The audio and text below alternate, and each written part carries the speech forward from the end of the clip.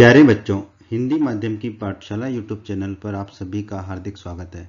बच्चों, इस वीडियो में हम कक्षा 10वीं के गणित के एनसीईआरटी की एग्जाम्पलर बुक के अध्याय 3 दो चर वाले रैखिक समीकरण युग्म की प्रश्नावली 3.1 जो कि एमसीक्यू है, मल्टीपल चॉइस क्वेश्चन है, ऑब्जेक्टिव टाइप क्वेश्चन है, कि सभी प्रश्नों को हल करेंगे। तो वीडियो को पूरा देखिएगा क्योंकि एमसीक्यू जो है आपके लिए बहुत काम के होंगे आने वाले समय में। हमारे सामने एमसीक्यू का प्रश्न 1 है, मल्टीपल चॉइस क्वेश्चन है, ये ऑब्जेक्टिव टाइप क्वेश्चन है। प्रश्न 1 कहता है हमसे आलेखीय रूप से मतलब ग्राफिकल फॉर्म में 6x - 3y + 10 बराबर 0। दूसरी इक्वेशन है, दूसरा समीकरण है 2x - y + 9 बराबर 0। समीकरणों का युग्म, युग्म का मतलब है दो समीकरण, दो रेखाएं निरूपित करता है।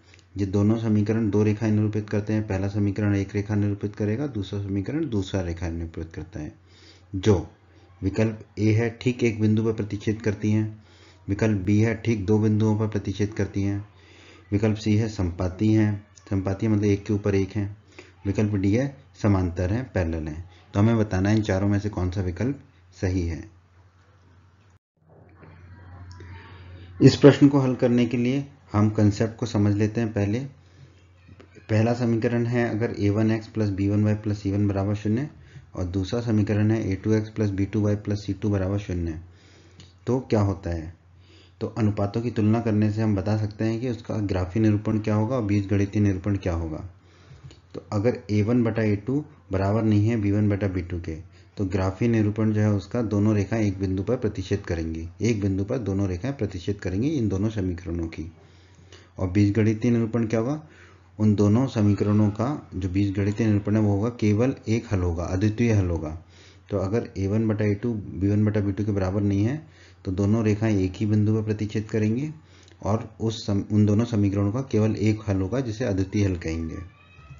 परंतु अगर a1/a2 बराबर है b1/b2 के और बराबर है c1/c2 के, तो क्या होगा? तो दोनों रेखाएं संपाती होंगी, एक के ऊपर एक होंगी दोनों रेखाएं। और बीजगणितीय निरूपण क्या होगा? अपरिमित रूप से अनेक हल होंगे, उसके उन दोनों समीकरणों के अपरिमित रूप से अनेक हल होंगे, अनंत हल होंगे। तीसरा केस बनता है a1/a2 b1/b2 के तो बराबर है, परंतु ये दोनों अनुपात जो है c1/c2 के बराबर नहीं है।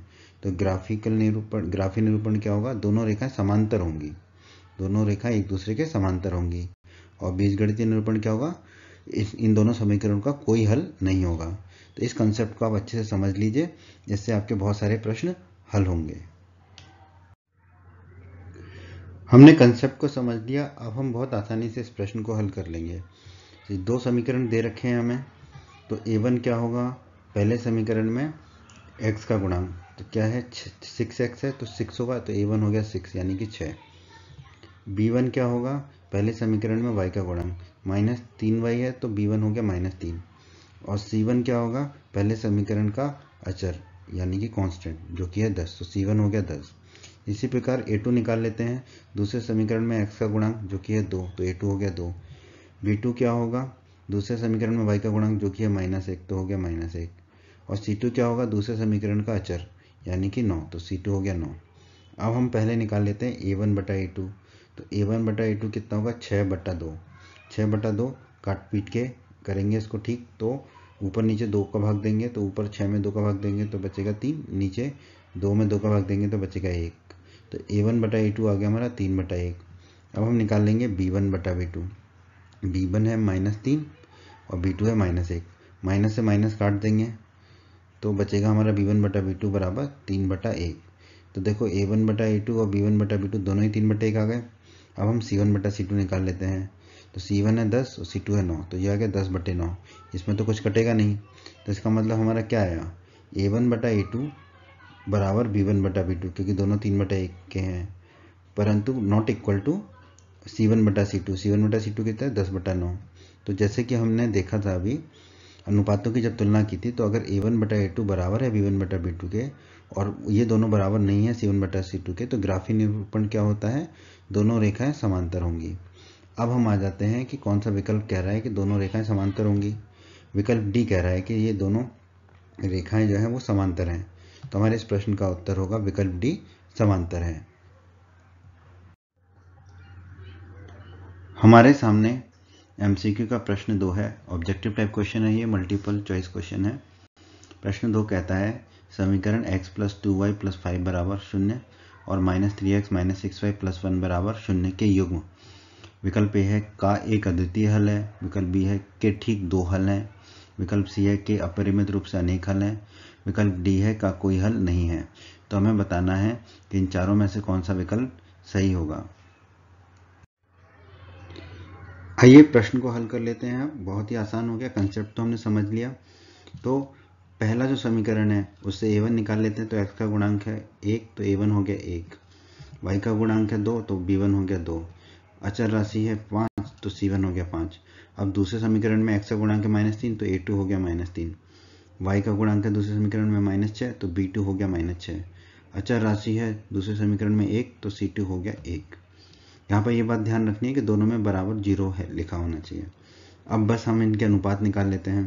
तो a1 बटा a2, a1 है 1 बटा a2 है -3, तो a1 बटा a2 हो गया हमारा -1 बटा 3। अब b1 बटा b2 निकाल लेते हैं। b1 बटा b2, b1 है 2 बटे में b2 है -6, ऊपर नीचे काटेंगे 2 से, तो ऊपर आएगा 1, नीचे आएगा 3, माइनस को ऊपर ले जाएंगे तो ये आ गया -1 बटा 3। तो a1 बटा a2 और b1 बटा b2 दोनों बराबर आ गए। अब हमें c1 बटा c2 भी निकालना होगा। तो c1 बटा c2 कितना होगा, c1 है 5, c2 है 1, तो 5 बटा 1। तो हम कह सकते हैं यहाँ पर a1 बटा a2 बराबर है b1 बटा b2 के, दोनों -1 बटा 3 है, परंतु नॉट इक्वल टू c1 बटा c2, क्योंकि c1 बटा c2 है 5 बटे 1। तो जैसा कि हमने अभी देखा था, अनुपात अगर हमारे आते हैं a1 बटा a2 बराबर b1 बटा b2 not equal to c1 बटा c2, तो बीजगणितीय निरूपण कैसा होता है इन समीकरण का, कोई हल नहीं होगा। तो कौन सा विकल्प कह रहा है कि कोई हल नहीं होगा, विकल्प डी कह रहा है का कोई हल नहीं होगा। तो हमारे इस प्रश्न का उत्तर होगा विकल्प डी का कोई हल नहीं है। हमारे सामने एमसीक्यू का प्रश्न 3 है। ऑब्जेक्टिव टाइप क्वेश्चन है, ये मल्टीपल चॉइस क्वेश्चन है। प्रश्न 3 में हमसे कहा गया है यदि रैखिक समीकरणों का कोई युग्म संगत है तो इसके आलेख की रेखाएं होंगी। विकल्प ए है समांतर, विकल्प बी है सदैव संपाती, विकल्प सी है प्रतिच्छेदी या संपाती, विकल्प डी है सदैव प्रतिच्छेदी। तो हमें बताना है इन चारों में से कौन सा विकल्प सही है। तो हल कर लेते हैं प्रश्न को। बहुत ही अच्छा प्रश्न है बच्चों, कंसेप्ट को समझ लीजिए। यदि रैखिक समीकरणों का कोई युग्म संगत हो तो इसके या तो अद्वितीय हल होंगे या अपरिमित रूप से अनेक हल होंगे। तो अब जैसा कि हम जानते हैं बीजगणितीय निरूपण और ग्राफीय निरूपण, अगर किसी समीकरण युग्म के, यदि रैखिक समीकरण युग्म के बीजगणितीय निरूपण का केवल एक हल है, अद्वितीय हल है, तो उसका ग्राफीय निरूपण क्या होता है, दोनों रेखाएं एक बिंदु पर प्रतिच्छेद करती हैं। और अगर बीजगणितीय निरूपण में अपरिमित रूप से अनेक हल होते हैं तो ग्राफीय निरूपण कैसा होता है, दोनों रेखाएं संपाती होती हैं। अब यहाँ पे देखिए, अगर रैखिक समीकरणों का कोई युग्म संगत है तो उसके अद्वितीय हल होंगे या अपरिमित रूप से अनेक हल होंगे। तो इसका मतलब ग्राफीय निरूपण में क्या होगा, अद्वितीय हल के लिए दोनों रेखाएं एक बिंदु पर प्रतिच्छेद करेंगी, अपरिमित रूप से अनेक हल होने के लिए दोनों रेखाएं संपाती होंगी। तो कौन सा विकल्प है जो दोनों दे रहा है, यहाँ पर देखिए विकल्प सी कह रहा है कि प्रतिच्छेदी या संपाती होंगी। तो यही हमारा उत्तर होगा, क्योंकि अद्वितीय हल के लिए प्रतिच्छेद करेंगी और अपरिमित रूप से अनेक हल के लिए संपाती होंगी। तो हमारे इस प्रश्न का उत्तर होगा विकल्प सी, प्रतिच्छेदी या संपाती। हमारे सामने एमसीक्यू का प्रश्न 4 है। ऑब्जेक्टिव टाइप क्वेश्चन है, ये मल्टीपल चॉइस क्वेश्चन है। प्रश्न 4 में हमसे कहा गया है बच्चों, समीकरण y बराबर 0 और समीकरण y बराबर -7 के युग्म। ये दो समीकरण है, y बराबर 0 और y बराबर -7 के युग्म।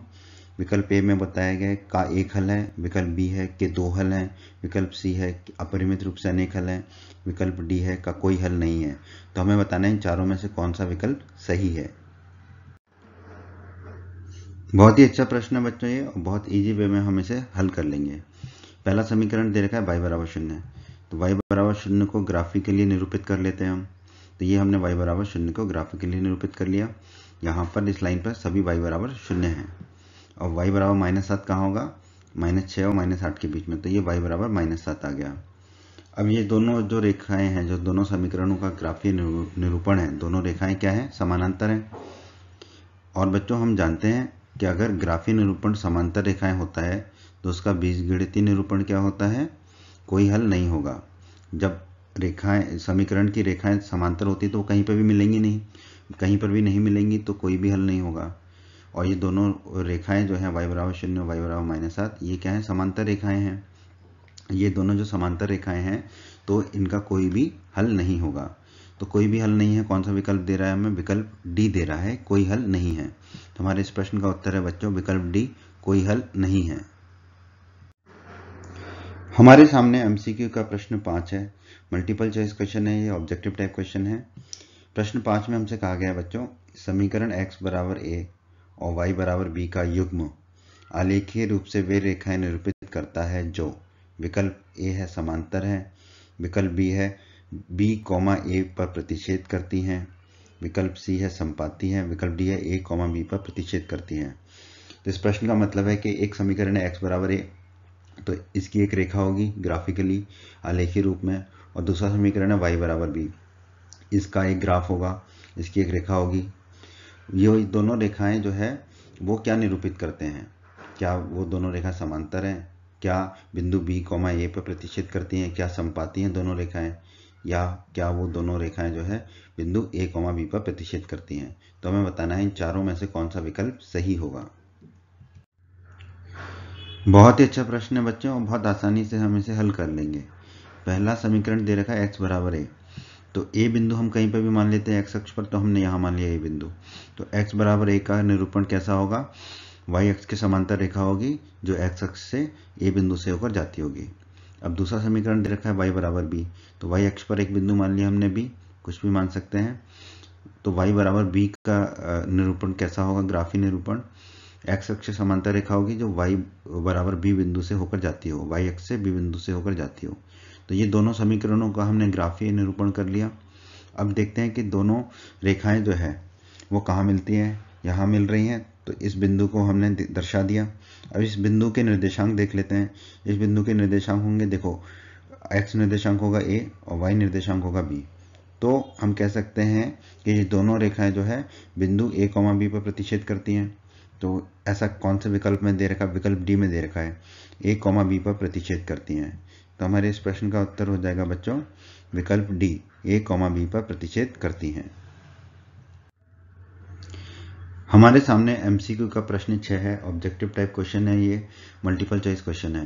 प्रश्न 6 में हमसे पूछा गया है k के किस मान के लिए समीकरण 3x - y + 8 बराबर 0 और 6x - ky बराबर -16 संपाती रेखाएं निरूपित करते हैं।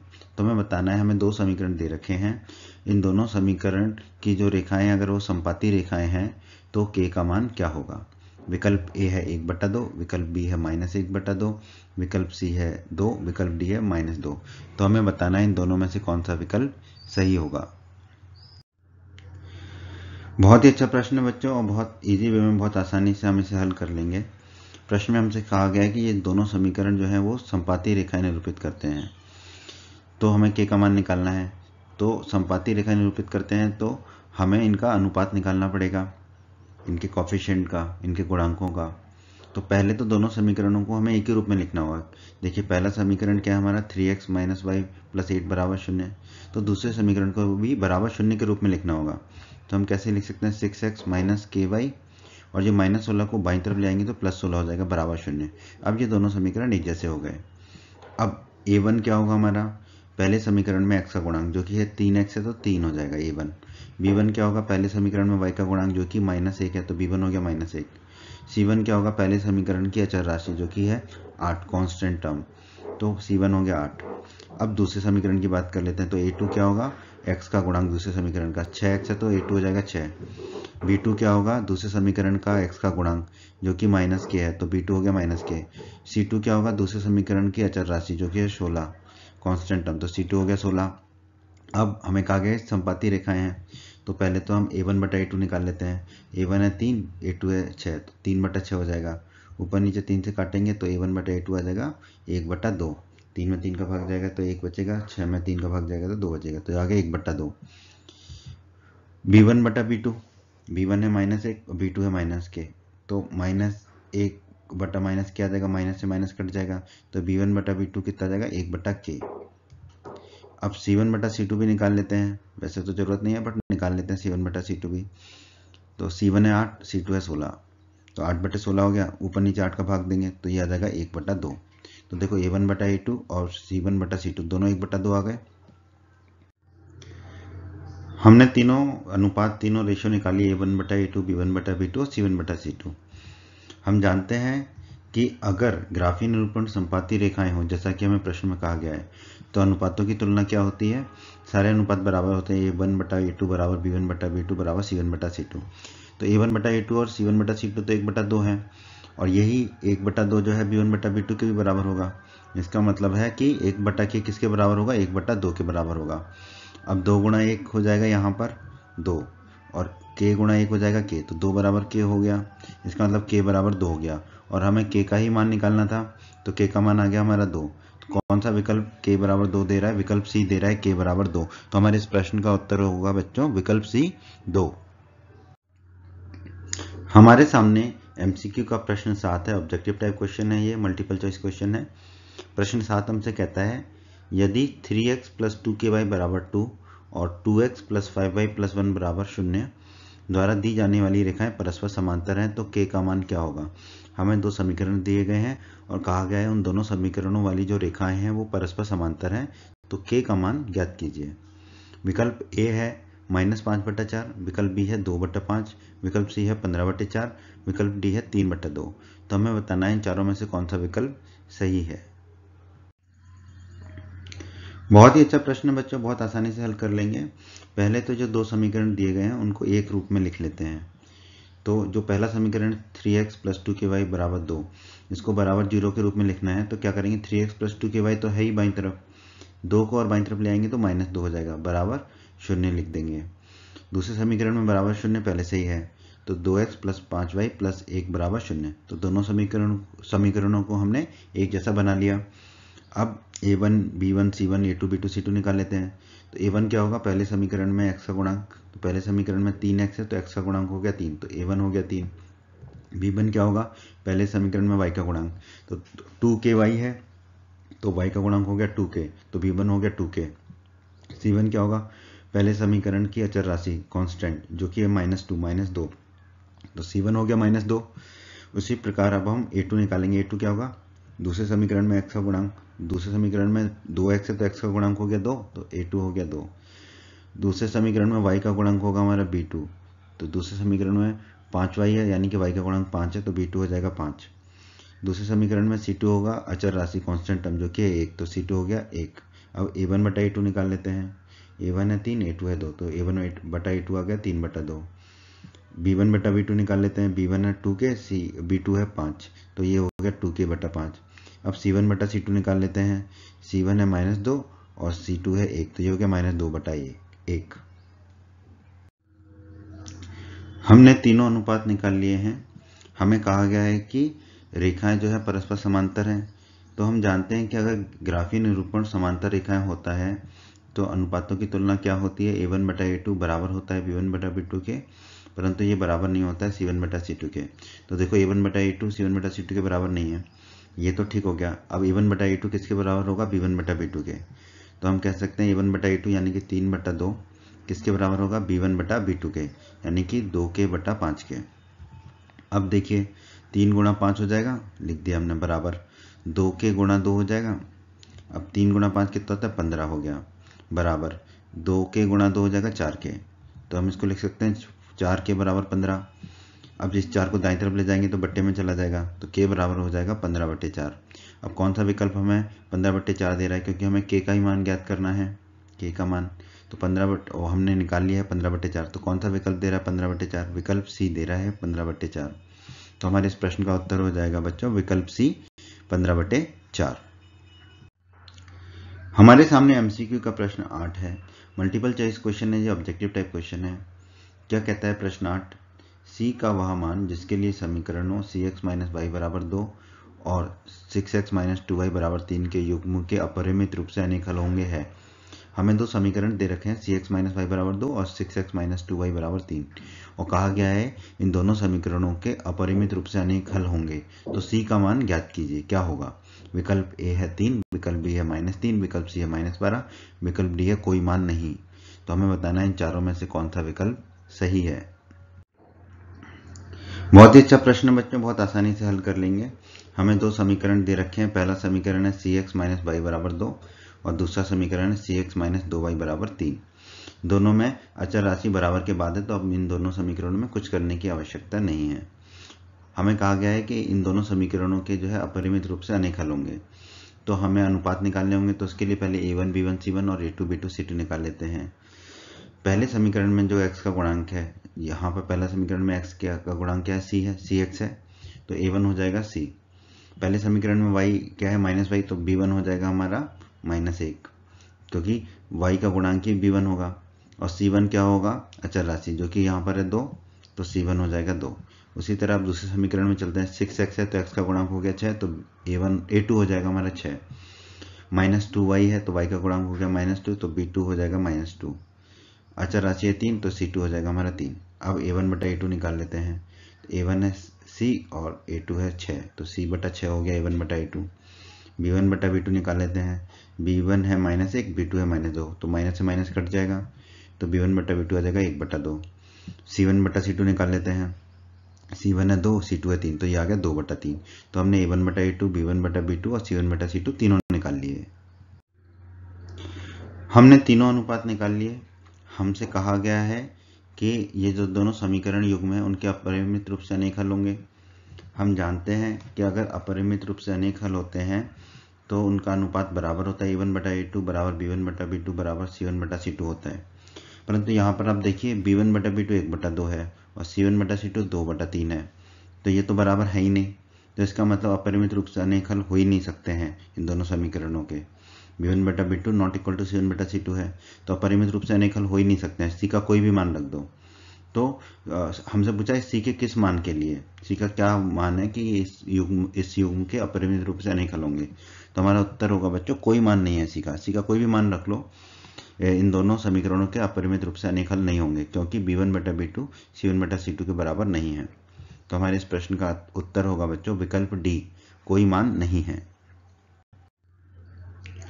हमारे सामने एमसीक्यू का प्रश्न 9 है, ऑब्जेक्टिव टाइप क्वेश्चन है, ये मल्टीपल चॉइस क्वेश्चन है। प्रश्न 9 में हमसे कहा गया है आश्रित रैखिक समीकरणों के युग्म का एक समीकरण -5x + 7y बराबर 2 है, दूसरा समीकरण हो सकता है। हमें आश्रित रैखिक समीकरणों के युग्म का एक समीकरण दे रखा है और दूसरा समीकरण क्या हो सकता है वो पूछा है। विकल्प ए है 10x + 14y + 4 बराबर 0। विकल्प बी है -10x - 14y + 4 बराबर 0। विकल्प सी है -10x + 14y + 4 बराबर 0। विकल्प डी है 10x - 14y बराबर -4। हमें पूछा है इन चारों में से कौन सा विकल्प सही है। बहुत ही अच्छा प्रश्न है बच्चों ये, और बहुत आसानी से हम इसे हल कर लेंगे और एक नया कंसेप्ट को भी समझेंगे हम प्रश्न को हल करते समय।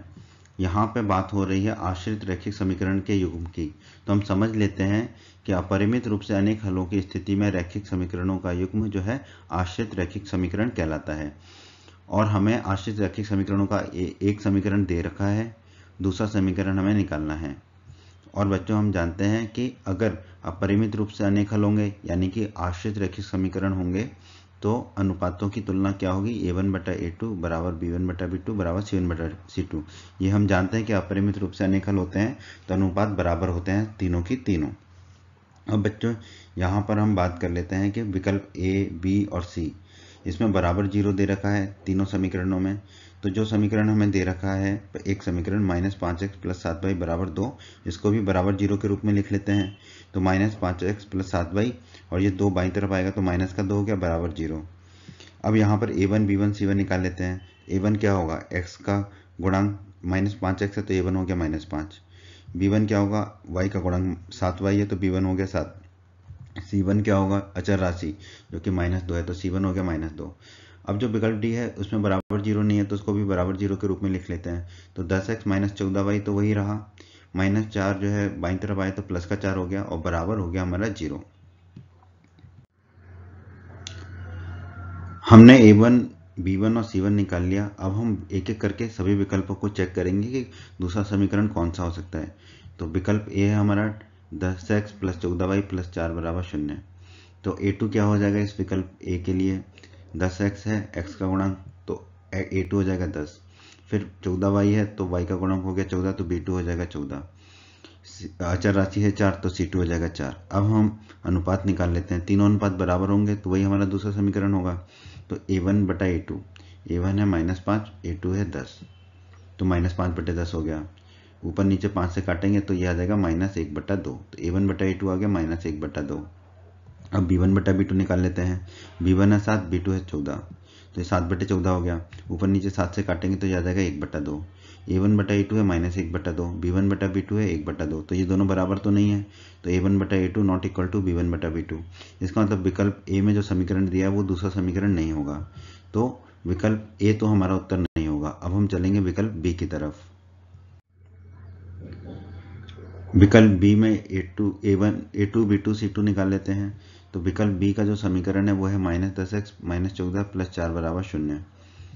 तो a2 कितना होगा, -10x है तो a2 हो जाएगा -10, फिर -14y है तो b2 हो जाएगा -14, अचर राशि है 4 तो c2 हो जाएगा 4। अब a1 बटा a2 निकाल लेते हैं। a1 बटा a2, a1 है -5, a2 है -10, तो -5 बटे -10 आ जाएगा, माइनस से माइनस कट जाएगा, 5 बटे 10 हो जाएगा। ऊपर नीचे 5 का भाग देंगे तो 1 बटा 2 आ जाएगा, तो a1 बटा a2 आ गया 1 बटा 2। b1 बटा b2, b1 है 7, b2 है -14, तो 7 बटे -14, ऊपर नीचे 7 का भाग देंगे तो ऊपर आएगा 1, नीचे आएगा 2, माइनस के चिन्ह को ऊपर ले जाएंगे तो ये हो गया -1 बटा 2। तो a1 बटा a2 है 1 बटा 2 और b1 बटा b2 है -1 बटा 2, तो ये बराबर नहीं है, तो a1 बटा a2 not equal to b1 बटा b2, तो विकल्प बी भी हम दूसरा समीकरण नहीं होगा, तो विकल्प बी भी रॉन्ग है। अब हम चलेंगे विकल्प सी की तरफ। विकल्प ए और विकल्प बी तो गलत है। अब विकल्प सी को देख लेते हैं। विकल्प सी में हमें समीकरण दे रखा है -10x + 14y + 4 बराबर 0। -10x है तो a2 हो जाएगा -10, +14y है तो b2 हो जाएगा 14, अचर राशि है 4 तो c2 हो जाएगा 4। अब a1 बटा a2 कितना होगा, a1 है -5 और a2 है -10, तो -5 बटे -10, माइनस से माइनस कट जाएगा, 5 बटे 10 होगा हमारा 1 बटा 2, तो a1 बटा a2 हो गया 1 बटा 2। अब b1 बटा b2, b1 है 7, b2 है 14, तो 7 बटे 14, ऊपर नीचे 7 से भाग देंगे तो b1 बटा b2 आ गया 1 बटा 2। तो यहाँ पर तो a1 बटा a2 b1 बटा b2 के बराबर आ गया है। तो अब c1 बटा c2 को चेक कर लेते हैं। तो c1 है -2 और c2 है 4, तो -2 बटे 4, अब ऊपर नीचे 2 का भाग देंगे तो c1 बटा c2 आ जाएगा -1 बटा 2। तो यहाँ पे हम कह सकते हैं कि a1 बटा a2 बराबर है b1 बटा b2 के, पर ये c1 बटा c2 के बराबर नहीं है, तो विकल्प सी भी हमारा सही नहीं है, तो विकल्प सी को भी क्रॉस कर देंगे। अब देखा जाए तो हमारा उत्तर तो आ गया विकल्प डी। हमें उत्तर तो मिल गया विकल्प डी, पर अब हम विकल्प डी को चेक भी कर लेते हैं। तो विकल्प डी में जो समीकरण है हमारा -10x -14y बराबर -4, ये हमारा उत्तर तो है, और इसको हमने परिवर्तित किया था 10x -14y + 4 बराबर 0 में, क्योंकि सब बराबर 0 वाले समीकरण है हमारे।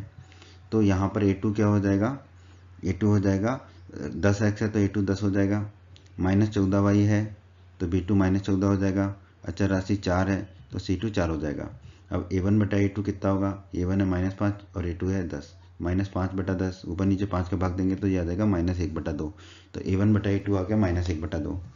b1 बटा b2 क्या होगा, b1 है 7, b2 है -14, तो 7 बटे -14, ऊपर नीचे 7 का भाग देंगे तो b1 बटा b2 आ जाएगा -1 बटा 2। तो a1 बटा a2 और b1 बटा b2 दोनों -1 बटा 2 आ गए हैं। अब c1 बटा c2 निकाल लेते हैं। c1 है -2 और c2 है 4, ऊपर नीचे 2 का भाग देंगे तो ये आ जाएगा -1 बटा 2। c1 बटा c2 -2 बटे 4 था, ऊपर नीचे 2 का भाग दिया तो c1 बटा c2 आ गया -1 बटा 2। तो आप देखेंगे a1 बटा a2 बराबर b1 बटा b2 बराबर c1 बटा c2, क्योंकि तीनों ही जो है -1 बटा 2 आए हैं, और यही हमें चाहिए था। तो हमारे इस प्रश्न का उत्तर हो जाएगा विकल्प डी, 10x -14y -4। तो हम कह सकते हैं हमारे इस प्रश्न का उत्तर है विकल्प डी, 10x -14y बराबर -4। हमारे सामने MCQ का प्रश्न 10 है, ऑब्जेक्टिव टाइप क्वेश्चन है, मल्टीपल चॉइस क्वेश्चन है। प्रश्न 10 में हमसे कहा गया है एक अद्वितीय हल x बराबर 2, y बराबर -3 वाले समीकरण का एक युग्म है। हमें कहा गया है कि दो समीकरण है, समीकरण का एक युग्म है जिसका अद्वितीय हल है x बराबर 2 और y बराबर -3, तो वो समीकरण युग्म कौन सा होगा। विकल्प ए में दे रखा है x + y बराबर -1 और 2x - 3y बराबर -5। विकल्प बी में दे रखा है 2x + 5y बराबर -11, 4x + 10y बराबर -22। विकल्प सी है 2x - y बराबर 1, 3x + 2y बराबर 0। विकल्प डी है x माइनस 4y माइनस 14 बराबर 0, 5x माइनस वाई माइनस 13 बराबर 0। तो हमें बताना है इन चारों में से कौन सा विकल्प सही है। बहुत ही अच्छा प्रश्न बच्चों, बहुत इजी वे में इसे सॉल्व करेंगे। इसके कंसेप्ट को अच्छे से समझ लीजिएगा। हमें कहा गया है कि अद्वितीय हल है, समीकरण युग्म का अद्वितीय हल है x बराबर 2 y बराबर माइनस 3। और हम जानते हैं कि अगर अद्वितीय हल होता है, केवल एक हल होता है, तो अनुपातों की तुलना क्या होती है, a1 बटे a2 बराबर नहीं होता है b1 बटे b2 के। इसके साथ वो जो हल दे रखा है x बराबर 2 y बराबर माइनस 3, वो भी उस समीकरण युग्म को यानी कि दोनों समीकरणों को संतुष्ट करना भी जरूरी है। तो इन दोनों कंसेप्ट से हम इस प्रश्न को हल करेंगे कि अनुपातों की तुलना अगर a1 बटे a2 बराबर नहीं है b1 बटे b2 के, और वो जो x बराबर 2 y बराबर माइनस 3 है वो भी संतुष्ट कर रहे हैं दोनों समीकरणों को, तो वही विकल्प हमारा सही उत्तर होगा। इस प्रश्न को हल करने के लिए हमें एक एक करके विकल्प को चेक करना पड़ेगा। तो पहले हम विकल्प ए को चेक कर लेते हैं कि जो x बराबर 2 y बराबर माइनस 3 है, ये इन समीकरणों को संतुष्ट कर रहे हैं या नहीं। तो पहला जो समीकरण है वो है x प्लस वाई बराबर माइनस 1। तो x प्लस वाई, x है 2 तो 2 लिख दिया, प्लस y है माइनस 3 तो माइनस 3 लिख दिया। 2 माइनस 3 कितना होगा हमारा, 2 माइनस 3 होगा माइनस 1, तो यही माइनस 1 दिया हुआ है। तो पहला समीकरण तो संतुष्ट हो रहा है। दूसरे समीकरण को देखते हैं, वो है 2x माइनस 3y बराबर माइनस 5। तो 2x minus 3y, 2 into x है 2 तो 2 रख दिया, माइनस 3y है तो माइनस 3 रखा, y को रखा माइनस 3। अब इसको हल कर लेंगे, 2 गुणा 2 हो जाएगा 4, माइनस माइनस हो जाएगा प्लस, और 3 गुणा 3 हो जाएगा 9, 4 प्लस 9 होता है 13। तो 13 आ गया, ये 5, लेकिन ये कितना दे रखा है माइनस 5, तो ये माइनस 5 के बराबर नहीं है, माइनस 5 के बराबर नहीं है। तो इसका मतलब दूसरे समीकरण को संतुष्ट नहीं कर रहा है, तो विकल्प ए जो है वो हमारा सही उत्तर नहीं है। अब हम चलेंगे विकल्प बी की तरफ। विकल्प बी की तरफ चलते हैं बच्चों। विकल्प बी में हमें समीकरण दे रखा है 2x प्लस 5y बराबर माइनस 11 और 4x प्लस 10y बराबर माइनस 22। तो 2x प्लस 5y, 2x तो 2 रखा और x की जगह रखा हमने 2, प्लस 5y, 5 को 5 रखा, y की जगह रखा माइनस 3। इसे हल कर लेंगे तो देखिए 2 गुणा 2 हो गया 4, और ये 5 गुणा माइनस 3 हो जाएगा माइनस 15, 4 माइनस 15 हो जाएगा माइनस 11, वही दे रखा है। तो पहला समीकरण संतुष्ट हो गया। अब दूसरे समीकरण पे चलते हैं। दूसरा समीकरण है 4x प्लस 10y बराबर माइनस 22। तो हमने रख दिया 4x प्लस 10y, 4 को 4 रखा, x की जगह रख देंगे 2, प्लस 10y है तो 10 की जगह 10 रखा, y की जगह माइनस 3 रखा। अब इसे हल करेंगे, 4 गुणा 2 हो गया 8, 10 गुणा माइनस 3 हो गया माइनस 30, 8 माइनस 30 हो जाएगा माइनस 22, यही दे रखा है। तो दोनों समीकरण संतुष्ट हो गए। अब हमें चेक करना होगा कि a1 बटा a2 अगर b1 बटा b2 के बराबर नहीं है तो यही हमारा उत्तर हो जाएगा, परंतु अगर a1 बटा a2 बराबर आ गया b1 बटा b2 के, तो विकल्प बी भी उत्तर नहीं होगा। तो a1 कितना होगा, पहले समीकरण में x का गुणांक है 2 तो a1 हो गया 2, पहले समीकरण में y का गुणांक है 5 तो b1 हो गया 5, पहले समीकरण में, दूसरे समीकरण में x का गुणांक है 4 तो a2 हो गया 4, और दूसरे समीकरण में y का गुणांक है 10 तो b2 हो गया 10। c1 c2 की आवश्यकता नहीं है क्योंकि हमें सिर्फ a1 बटा a2 और b1 बटा b2 के अनुपात की तुलना करनी है। a1 बटा a2 कितना होगा, a1 है 2, a2 है 4 तो 2 बटे 4, 2 बटे 4 क्या हो जाएगा 1 बटा 2, तो a1 बटा a2 आ गया 1 बटा 2। अब b1 बटा b2 कितना होगा, b1 है 5, b2 है 10 तो 5 बटे 10, 5 बटे 10 भी हो जाएगा 1 बटा 2। तो a1 बटा a2 और b1 बटा b2 दोनों 1 बटा 2 के बराबर आ गए, यानी कि a1 बटा a2 बराबर b1 बटा b2 हो गया। परंतु अद्वितीय हल के लिए a1 बटा a2 not equal to b1 बटा b2 होना चाहिए। इसका मतलब विकल्प बी भी हमारा सही उत्तर नहीं है, तो हमने क्रॉस कर दिया। अब हम चलते हैं विकल्प सी की तरफ। विकल्प ए और विकल्प बी तो हमारे उत्तर नहीं है, विकल्प सी को ही चेक कर लेते हैं। अब हम विकल्प सी में जो हमें समीकरण दे रखे हैं 2x माइनस वाई बराबर 1 और 3x प्लस 2y बराबर 0। तो पहले समीकरण को देख लेते हैं 2x माइनस वाई, तो 2 को जो 2 लिखा, x कितना है 2 तो वो लिख दिया, माइनस को माइनस लिखा, y कितना है माइनस 3 तो माइनस 3 लिख दिया। अब 2 इंटू 2 हो जाएगा 4, माइनस इंटू माइनस ये हो जाएगा प्लस, तो ये हो गया प्लस 3, 4 प्लस 3 होता है 7, जबकि दे रखा है यहाँ पर 1 समीकरण 1 में। इसका मतलब ये समीकरण 1 को संतुष्ट नहीं करता है, ये 1 के बराबर नहीं है, समीकरण 1 को ही संतुष्ट नहीं करता है, तो विकल्प सी भी हमारा उत्तर नहीं होगा। तो वैसे तो देखा जाए तो उत्तर आ गया हमारा विकल्प डी, और फिर भी अब हम इसे चेक करेंगे। बच्चों हमें हमारा उत्तर तो मिल गया है, फिर भी हम देख लेते हैं कि विकल्प डी ही क्यों सही है। तो विकल्प डी में दो समीकरण दे रखे हैं, x माइनस 4y माइनस 14 बराबर 0 और 5x माइनस वाई माइनस 13 बराबर 0। पहले समीकरण में x बराबर 2 y बराबर माइनस 3 रख के देख लेते हैं। तो x minus 4y minus 14, x कितना है 2, तो 2 रख दिया, माइनस 4y तो माइनस 4 लिखा, y की जगह माइनस 3 लिख दिया, फिर माइनस 14 है तो माइनस 14 लिख दिया। अब देखो 2 को 2 लिखा और माइनस 4 गुणा माइनस 3, माइनस से माइनस प्लस हो गया, 4 गुणा 3 हो गया 12, फिर माइनस 14 को माइनस 14 लिख दिया। अब देखिए 2 प्लस 12 हो जाएगा 14, 14 माइनस 14 आ जाएगा 0, वही दे रखा है पहले समीकरण में। इसका मतलब पहला समीकरण संतुष्ट हो गया। अब दूसरे समीकरण की बात करते हैं। 5x माइनस वाई माइनस 13 बराबर 0, तो 5x माइनस वाई माइनस 13, तो 5x है तो 5 गुणा x कितना है 2 लिख दिया, माइनस y कितना है माइनस 3, तो माइनस 3 लिख दिया, माइनस 13 को माइनस 13 लिखा। अब देखो 5 गुणा 2 हो गया 10, माइनस माइनस ये हो गया प्लस, तो प्लस 3 हो गया और माइनस 13, 10 प्लस 3 होता है 13, 13 माइनस 13 होता है 0, वही दे रखा है। तो दोनों समीकरण संतुष्ट हो गए। अब हमें देखना है कि a1 बटा a2 not equal to b1 बटा b2 होना चाहिए अद्वितीय हल के लिए। तो पहले समीकरण में x का गुणांक कितना है 1 है, तो a1 हो गया 1, फिर माइनस 4y है तो b का गुणांक हो गया माइनस 4, तो b1 हो गया माइनस 4। दूसरे समीकरण में 5x है तो x का गुणांक हो गया 5, तो a2 हो जाएगा 5। फिर दूसरे समीकरण में माइनस वाई है तो y का गुणांक हो गया माइनस 1, तो b2 हो गया माइनस 1। अब a1 बटा a2 निकाल लेते हैं तो वो आ गया 1 बटा 5, a1 है 1 और a2 है 5।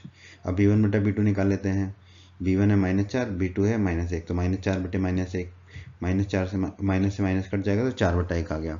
a1 बटा a2 1 बटे 5 है, b1 बटा b2 4 बटा 1 है, तो दोनों बराबर नहीं है, तो a1 बटा a2 not equal to b1 बटा b2 आ गया, वही हमें चाहिए था। तो इसका मतलब इन समीकरण युग्म का जो है अद्वितीय हल होगा। तो हमारे इस प्रश्न का उत्तर क्या है बच्चों, विकल्प डी। तो हम कह सकते हैं हमारे प्रश्न का उत्तर है विकल्प डी। हमारे सामने एमसीक्यू का प्रश्न 11 है, ऑब्जेक्टिव टाइप क्वेश्चन है, ये मल्टीपल चॉइस क्वेश्चन है। प्रश्न 11 कहता है यदि x बराबर a और y बराबर b समीकरणों x माइनस वाई बराबर 2 और x प्लस वाई बराबर 4 का हल है तो a और b के मान क्रमशः हैं। विकल्प ए है 3 और 5, विकल्प बी है 5 और 3, विकल्प सी है 3 और 1, विकल्प डी है माइनस 1 और माइनस 3। प्रश्न को समझ लीजिए।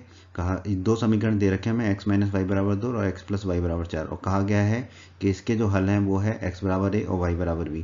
तो हमें a और b के मान क्रमशः निकालने हैं, मतलब जो पहला मान है वो a का होगा और दूसरा मान b का होगा। तो विकल्प ए में कहा गया a बराबर 3, b बराबर 5, विकल्प बी में कहा गया a बराबर 5, b बराबर 3, विकल्प सी में कहा गया a बराबर 3, b बराबर 1, विकल्प डी में कहा गया a बराबर माइनस 1 और b बराबर माइनस 3। तो हमें बताना है इन चारों में से कौन सा विकल्प सही होगा। बहुत ही आसान प्रश्न है बच्चों ये, और बहुत ही इजी वे में हम इसे सॉल्व कर लेंगे। पहला समीकरण दे रखा है हमें x माइनस वाई बराबर 2 और दूसरा समीकरण दे रखा है x प्लस वाई बराबर 4।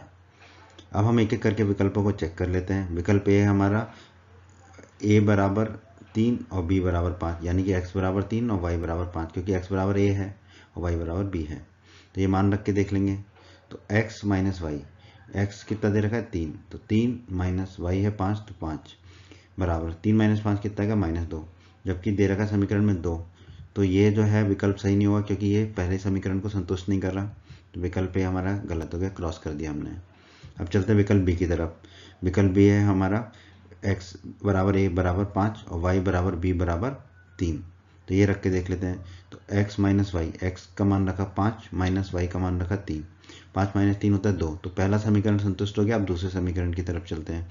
x प्लस वाई बराबर 4, तो x है हमारा 5 तो 5 रखा, प्लस y है 3 तो 3 रखा, 5 प्लस 3 होता है 8, जबकि यहाँ दे रखा है 4, तो नॉट इक्वल टू 4। तो दूसरे समीकरण को ये संतुष्ट नहीं कर रहा, तो इसको क्रॉस कर देंगे। अब चलते हैं विकल्प सी की तरफ। x बराबर a बराबर 3 और y बराबर b बराबर 1, मान रख देंगे x माइनस वाई। तो x बराबर 3 रखा, माइनस वाई बराबर 1 रखा, 3 माइनस 1 आ गया 2, यही दे रखा है। तो पहला समीकरण संतुष्ट हो गया। अब दूसरे समीकरण में चलते हैं। x प्लस वाई बराबर 4, तो x बराबर रख देंगे 3 और y बराबर रख देंगे 1। x प्लस वाई है तो x की जगह रखा 3 और y की जगह रखा 1, तो 3 प्लस 1 4 होता है, वही दे रखा है। तो दूसरा समीकरण भी संतुष्ट हो गया। इसका मतलब यही हमारा उत्तर होगा। a और b के मान कितने आ गए, 3 और 1। तो हमारे इस प्रश्न का उत्तर है विकल्प सी, 3 और 1। बच्चों हमारे सामने एमसीक्यू का प्रश्न 12 है, मल्टीपल चॉइस क्वेश्चन है, ये ऑब्जेक्टिव टाइप क्वेश्चन है। प्रश्न 12 में हमसे कहा गया है अरुणा के पास केवल 1 रुपये और 2 रुपये के सिक्के हैं। अरुणा कोई लड़की है जिसके पास 1 रुपये और 2 रुपये के सिक्के हैं।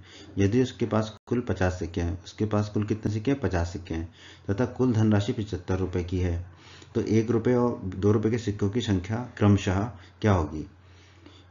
क्रमशः का मतलब होता है कि पहले 1 रुपये के सिक्कों की संख्या लिखिए, फिर 2 रुपये के सिक्कों की संख्या लिखिए। तो विकल्प ए है 35 और 15, मतलब 1 रुपये के 35 सिक्के और 2 रुपये के 15 सिक्के। विकल्प बी है 35 और 20, यानी कि 1 रुपये के 35 सिक्के और 2 रुपये के 20 सिक्के। विकल्प सी है 15 और 35, यानी कि 1 रुपये के 15 सिक्के और 2 रुपये के 35 सिक्के। विकल्प डी है 25 और 25, यानी कि 1 रुपये के 25 सिक्के और 2 रुपये के 25 सिक्के। तो हमें बताना है कि इन चारों में से कौन सा विकल्प सही है। बहुत ही अच्छा प्रश्न है बच्चों, और इस तरह के प्रश्न बहुत पूछे जाते हैं, तो ध्यान से देखिए जिससे आपका कंसेप्ट अच्छे से क्लियर हो जाएगा। मान लेते हैं कि 1 रुपये के सिक्कों की संख्या कितनी है? x है, और मान लेते हैं कि 2 रुपये के सिक्कों की संख्या y है। तो हमें क्या दे रखा है? हमें दे रखा है कि उसके पास कुल 50 सिक्के हैं। कुल 50 सिक्के हैं, इसका मतलब 1 रुपये के सिक्के और 2 रुपये के सिक्के मिला के 50 सिक्के हैं। तो 1 रुपये के x सिक्के हैं, 2 रुपये के y सिक्के हैं, इसका मतलब x प्लस वाई बराबर 50 है। और क्या रखा है? कुल धनराशि 75 रुपये की है। तो 1 रुपये के सिक्कों की संख्या x है, 1 रुपये के सिक्कों की धनराशि कितनी होगी? x ही होगी, क्योंकि x गुणा 1। और 2 रुपये के सिक्कों की संख्या y है, तो 2 रुपये के सिक्कों की कुल धनराशि कितनी होगी? 2 गुणा y, क्योंकि हर सिक्के का मूल्य 2 रुपये है। और ये पूरी कुल धनराशि कितनी? 75 रुपये। तो x प्लस 2y बराबर 75 है। अब जो भी विकल्प इन दोनों समीकरणों को सेटिस्फाई करेंगे, संतुष्ट करेंगे, वही हमारा उत्तर होगा। विकल्प 1 देख लेते हैं। विकल्प ए में दे रखा है 35 और 15, यानी कि x 35 और y 15, क्योंकि 1 और 2 रुपये के सिक्कों की संख्या क्रमशः बोली है। तो x 35 है और y 15 यहाँ पर रख के देख लेते हैं। x प्लस वाई, तो x को 35 रखा प्लस y को 15 रखा, 50 आ गया। पहला समीकरण संतुष्ट हो गया। दूसरे समीकरण पर चलते हैं। x प्लस 2y, तो x को रखेंगे 35 प्लस 2y, 2 इंटू वाई को रखा 15, तो 35 प्लस 2 गुणा 15 होगा 30, तो 35 प्लस 30 हो जाएगा हमारा 65, जबकि यहाँ दे रखा है 75। तो ये 75 के बराबर नहीं है, तो विकल्प ए हमारा गलत हो गया, तो इसको क्रॉस कर देंगे। अब चलते हैं विकल्प बी की तरफ। विकल्प बी में हमारा x हो जाएगा 35 और y हो जाएगा 20, तो x प्लस वाई बराबर 50 है। तो x की जगह रखा 35 प्लस y की जगह रखा हमने 20, तो 35 प्लस 20 कितना आ गया हमारा? 55 आ गया। 35 प्लस 20 आ गया हमारा 55, जबकि हमें कितना दे रखा है? 50 दे रखा है x प्लस वाई बराबर, तो ये 50 के बराबर तो नहीं है। इसका मतलब विकल्प बी भी हमारा सही नहीं है। विकल्प बी हमारा सही नहीं है। अब चलते हैं हम विकल्प सी की तरफ। विकल्प सी है 15 और 35, तो यहाँ x हो जाएगा 15 और y हो जाएगा 35, तो x plus Y 15 plus 35, x की जगह रखा 15, y की जगह रखा 35, बराबर 50 आ गया। पहला समीकरण संतुष्ट हो गया। दूसरे समीकरण में चलते हैं। x प्लस 2y बराबर 75, x की जगह रखेंगे 15 और y की जगह रखेंगे 35, तो x प्लस 2y, तो 15 प्लस 2 गुणा 35। अब देखो 2 गुणा 35 होता है 70, 70 प्लस 15 85, जबकि यहाँ कितना दे रखा है? 75, तो ये 75 के बराबर नहीं है, तो विकल्प सी भी गलत है हमारा। अब हमारा उत्तर तो वैसे आ ही गया है, पर इसे चेक कर लेते हैं। विकल्प डी है 25 और 25, यानी कि x भी 25 और y भी 25। x प्लस वाई में रख के देख लेते हैं। x को रखा 25 प्लस y को रखा 25, 25 प्लस 25 आ गया 50, तो हमारा पहला समीकरण संतुष्ट हो गया। अब दूसरे समीकरण में रख के देख लेते हैं। x प्लस 2y, x की जगह रखा 25 प्लस 2 इंटू वाई की जगह रखा 25। अब देखो 2 गुणा 25 होता है 50, 50 प्लस 25 हो गया 75, यही दे रखा है, तो दूसरा समीकरण भी संतुष्ट हो गया। इसका मतलब हमारा विकल्प डी सही है, 25 और 25। तो हमारे इस प्रश्न का उत्तर हो जाएगा बच्चों विकल्प डी 25 और 25। हमारे सामने MCQ का प्रश्न 13 है। प्रश्न 13 जो है ऑब्जेक्टिव टाइप क्वेश्चन है, मल्टीपल चॉइस क्वेश्चन है। इसमें हमसे कहा गया है पिता की आयु पुत्र की आयु की 6 गुनी है। 4 वर्ष के बाद पिता की आयु अपने पुत्र की आयु की 4 गुनी होगी। पुत्र और पिता की वर्तमान आयु वर्षों में क्रमशः है, मतलब पहले पुत्र की आयु फिर पिता की आयु, वर्तमान आयु बतानी है। विकल्प ए है 4 और 24, विकल्प बी है 5 और 30, विकल्प सी है 6 और 36, विकल्प डी है 3 और 24। तो हमें बताना है इन चारों में से कौन सा विकल्प सही है। बहुत ही अच्छा प्रश्न बच्चों, और बहुत ही इजी वे में हम इसे सॉल्व कर लेते हैं। पहले तो हम मान लेते हैं कि पुत्र की वर्तमान आयु x वर्ष है और पिताजी की वर्तमान आयु y वर्ष है। हमें दे रखा है पिता की आयु पुत्र की आयु की 6 गुनी है, तो इसका मतलब y बराबर 6x हो जाएगा, क्योंकि पिता की आयु y है और पुत्र की आयु x है, और पिता की आयु पुत्र की आयु की 6 गुनी है, तो y बराबर 6x हो जाएगा। अब इस समीकरण को थोड़ा सा ठीक कर लेते हैं। 6x को बाईं तरफ ले जाएंगे तो माइनस हो जाएगा, तो y माइनस 6x बराबर हो जाएगा हमारा 0। दूसरी बात क्या कही है, हमसे कहा है कि 4 वर्ष के बाद पिता की आयु पुत्र की आयु की 4 गुनी होगी। तो 4 वर्ष बाद पिता की आयु कितनी होगी, y प्लस 4, क्योंकि पिता की वर्तमान आयु y है। 4 वर्ष बाद पिताजी की आयु हो जाएगी y प्लस 4। पुत्र की आयु कितनी हो जाएगी 4 वर्ष के बाद, x प्लस 4, क्योंकि अभी पुत्र की आयु x वर्ष है, x प्लस 4 हो जाएगी। अब कहा गया है कि 4 वर्ष बाद पिता की आयु पुत्र की आयु की 4 गुनी हो जाएगी। तो 4 वर्ष बाद पिता की आयु है y प्लस 4, ये कितनी हो जाएगी 4 गुनी पुत्र की आयु की। तो 4 गुना पुत्र की आयु 4 वर्ष बाद है x प्लस 4। अब इसको हल कर लेते हैं। तो y प्लस 4 बराबर 4 गुना x हो गया 4x प्लस 4 गुना 4 हो गया 16। अब इसको हल कर लेते हैं हम। तो देखो y प्लस 4 बराबर 4x प्लस 16 था, तो 16 में से 4 को घटाएंगे तो बचेगा 12। तो y बराबर आ गया हमारा 4x प्लस 12। अब 4x को हम बाईं तरफ ले जाएंगे तो माइनस का हो जाएगा, तो y माइनस 4x बराबर आ गया हमारा 12। अब ये दो समीकरण मिल गए हमें x और y के रूप में। इन दोनों समीकरणों को जो भी विकल्प सेटिस्फाई करेगा, संतुष्ट करेगा, वही हमारा उत्तर होगा। हमने दो समीकरण निकाल लिए, y माइनस 6x बराबर 0 और y माइनस 4x बराबर 12। यहाँ पर पुत्र की आयु x वर्ष है और पिता की y वर्ष है। हमसे पूछा है प्रश्न में पुत्र और पिता की वर्तमान आयु क्रमशः होंगी। तो मतलब पहला पुत्र की आयु है, दूसरी पिता की आयु है, यानी कि पहला x है और दूसरा y है। अब एक एक करके हम विकल्प को चेक कर लेते हैं। तो पहला विकल्प है हमारा 4 और 24, यानी कि x 4 और y 24। पहले समीकरण में रख देते हैं। y माइनस 6x है तो y की जगह रखा हमने 24, माइनस 6 x की जगह रखा हमने 4। अब देखते हैं 24 माइनस 6 गुणा 4 कितना होता है 24, 24 माइनस 24 0 आ गया, 0 आ गया। और यही था हमारे समीकरण 1 में। तो पहला समीकरण संतुष्ट हो गया। अब दूसरे समीकरण में रख के देख लेते हैं। y माइनस 4x बराबर 12 आना चाहिए। तो y की जगह रखा हमने 24 माइनस 4x, 4 की जगह रखा 4 और y की जगह x की जगह रखा 4। अब देखो 24 माइनस 4 गुणा 4 कितना होता है 16, तो 24 माइनस 16 आता है 8, जबकि आना चाहिए था 12। इसका मतलब ये जो है 12 के बराबर नहीं है, तो समीकरण 2 को संतुष्ट नहीं कर रहा है, तो विकल्प ए हमारा उत्तर नहीं होगा। अब चलेंगे हम विकल्प बी की तरफ। विकल्प बी में जो है x है 5 और y है 30, रख के देख लेते हैं। तो y माइनस 6x है तो y की जगह रखा हमने 30, माइनस 6x है तो 6 की जगह रखा 6 और x की जगह रखा 5। अब 30 माइनस 6 गुणा 5, 6 गुणा 5 भी 30 होता है, 30 माइनस 30 आ गया 0।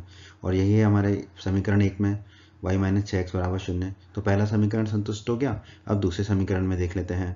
y माइनस 4x बराबर 12 होना चाहिए। y है हमारा 30, तो 30 रखा हमने, माइनस 4x, 4 को 4 रखा, x की जगह रखा 5। अब 4 गुणा 5 होता है 20, 30 माइनस 20 आएगा 10, जबकि आना चाहिए था 12। तो ये 12 के बराबर नहीं है, तो विकल्प बी भी हमारा सही नहीं है, तो हमने क्रॉस कर दिया। अब विकल्प सी को चेक कर लेते हैं। विकल्प सी में x है 6 और y है 36, x 6 और y 36। इसको चेक कर लेते हैं। तो y माइनस 6x, y की जगह रखा हमने 36, माइनस 6x है तो 6 को 6 रखा और x को रखा हमने 6। अब 36 माइनस 6 गुणा 6 भी 36 होता है, 36 माइनस 36 0 आ गया। यही चाहिए था समीकरण 1 में, तो समीकरण 1 संतुष्ट हो गया। अब समीकरण 2 में देख लेते हैं। y माइनस 4x बराबर 12, तो y की जगह तो रखेंगे 36, माइनस 4x, 4 की जगह रखा 4, x की जगह रखा 6। अब देखो 4 गुणा 6 होता है 24, 36 में से 24 गए तो बचेगा 12, और यही चाहिए था हमारा। तो हम दूसरा समीकरण भी संतुष्ट हो गया। इसका मतलब विकल्प से ही हमारा सही उत्तर है। तो विकल्प से ही हमारा सही उत्तर है 6 और 36। अब इसमें देख लो, पुत्र की आयु 6 है वर्तमान आयु, और पिता की 36 है। तो पिता की जो वर्तमान आयु है पुत्र की आयु की 6 गुनी हो गई, और 4 साल बाद पुत्र की आयु होगी 6 प्लस 4 10, और पिता की होगी 36 प्लस 4 40। तो 4 वर्ष बाद पिता की आयु पुत्र की आयु की 4 गुनी भी हो जाएगी। तो इसका मतलब हमारा विकल्प सी सही उत्तर है। तो इस प्रश्न का उत्तर हो गया हमारा विकल्प सी 6 और 36।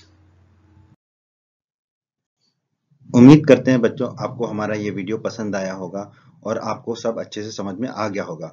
अगर फिर भी आपका कोई डाउट है तो आप कमेंट में लिख के हमसे पूछ सकते हैं। आपको आपके कमेंट का रिप्लाई अवश्य मिलेगा। बच्चों, अगर आपने अभी तक हमारे हिंदी माध्यम की पाठशाला यूट्यूब चैनल को सब्सक्राइब नहीं किया है तो सब्सक्राइब बटन को दबाकर जल्दी से सब्सक्राइब कर लीजिए और बेल आइकन को भी दबा दीजिए। इससे आपको क्या फायदा होगा, जब भी हमारे चैनल पर कोई भी नया वीडियो आएगा तो उसका नोटिफिकेशन सबसे पहले आपको मिलेगा। और जब भी आप YouTube पर वीडियोस को सर्च करेंगे तो हमारे चैनल के वीडियोस आपको ऊपर नजर आने लगेंगे। बच्चों, अगर आपको वीडियो पसंद आया है तो अपने सभी दोस्तों के साथ हमारे वीडियो को शेयर कीजिए व्हाट्सएप पे, फेसबुक पे और सभी जगह, जिससे हिंदी माध्यम के छात्रों का अधिक से अधिक लाभ हो सके। बच्चों, वीडियो पसंद आया है तो वीडियो को लाइक अवश्य कर दीजिएगा। और बच्चों, अध्याय 1 के सभी वीडियोस को देखने के लिए आप ऊपर आई बटन पर क्लिक कीजिए। आई बटन पर क्लिक करने से आपको अध्याय 1 के सभी वीडियोस के लिंक मिल जाएंगे। धन्यवाद बच्चों।